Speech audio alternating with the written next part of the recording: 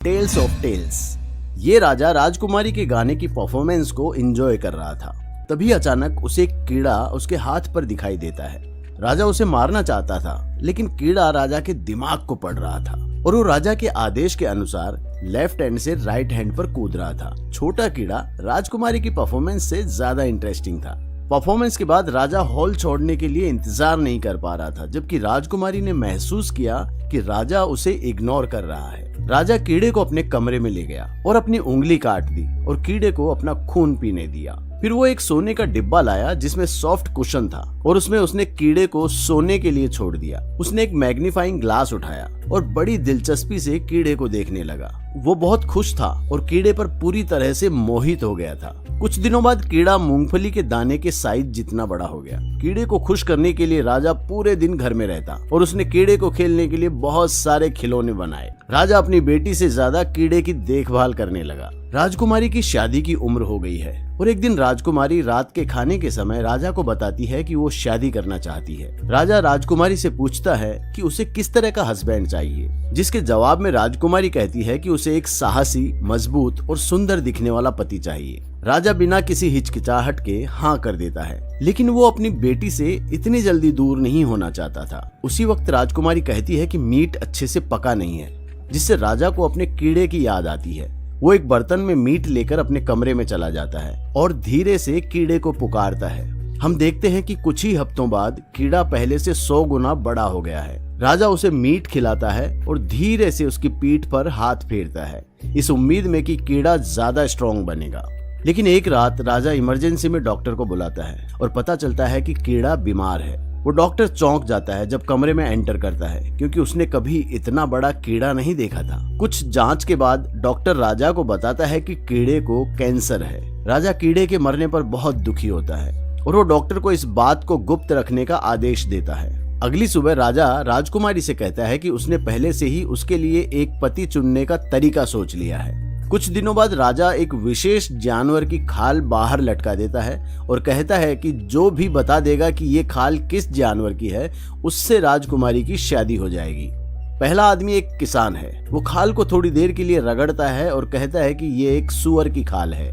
दूसरा आदमी एक व्यापारी है। वो इसे बहुत ध्यान से देखता है और कहता है कि ये एक पेड़ की छाल है। वो सभी गलत जवाब देते हैं, जिससे राजा बहुत खुश होता है, क्योंकि वो नहीं चाहता था कि उसकी बेटी उसे छोड़कर चली जाए। तभी एक अच्छा सा, सुंदर सा दिखने वाला योद्धा आता है, जो राजकुमारी को पहली नजर में पसंद आ जाता है। वो राजा से इस तरह के टेस्ट को रोकने के लिए कहती है और पूछती है कि ये किस जानवर की खाल है।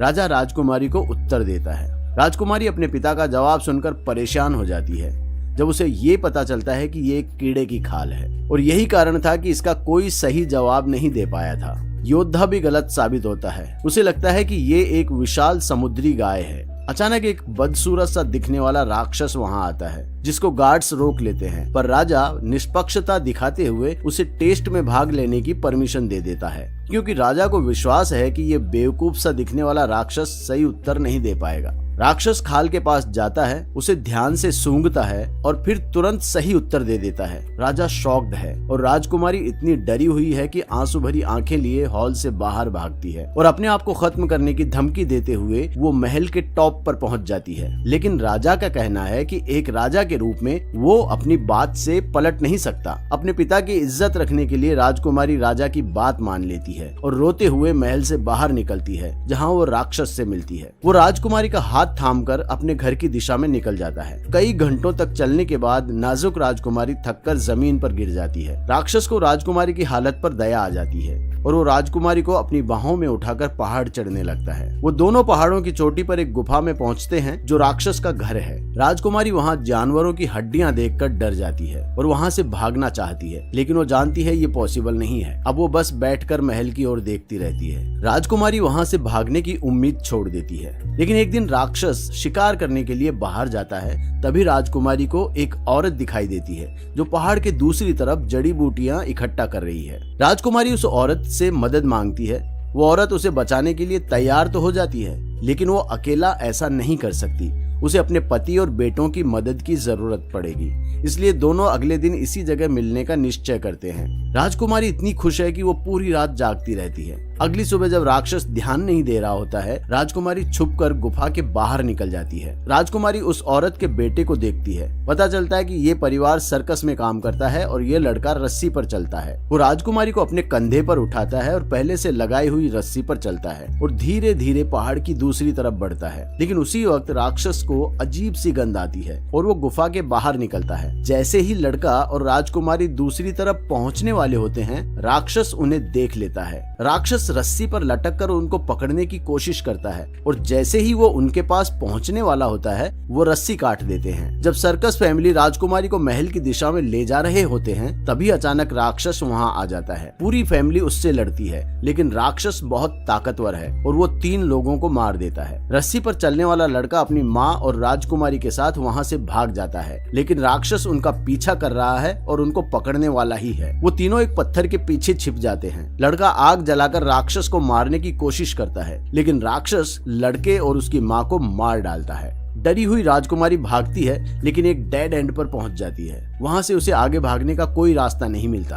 राक्षस उसको पकड़ लेता है और उसका गला दबाकर उसे मारने की कोशिश करता है, लेकिन मार नहीं पाता क्योंकि राक्षस को उससे प्यार हो गया था। राजकुमारी भी राक्षस से प्यार का नाटक करती है और मौका पाकर राक्षस को मार देती है। महल में राजा कीड़े और अपनी बेटी से दूर होकर बहुत दुखी और बीमार है। तभी उसको बताया जाता है कि उसकी बेटी वापस आ गई है। राजा राजकुमारी से मिलने जाता है और उसकी ये हालत देखकर बड़ा दुखी होता है। अगले दिन राजा अपना राज्य राजकुमारी को सौंप देता है और पूरा राज्य सेलिब्रेट करने के लिए वहां जमा हो जाता है। मूवी यहीं खत्म हो जाती है। तो आपको कैसी लगी ये फिल्म? कमेंट में हमें जरूर बताएं।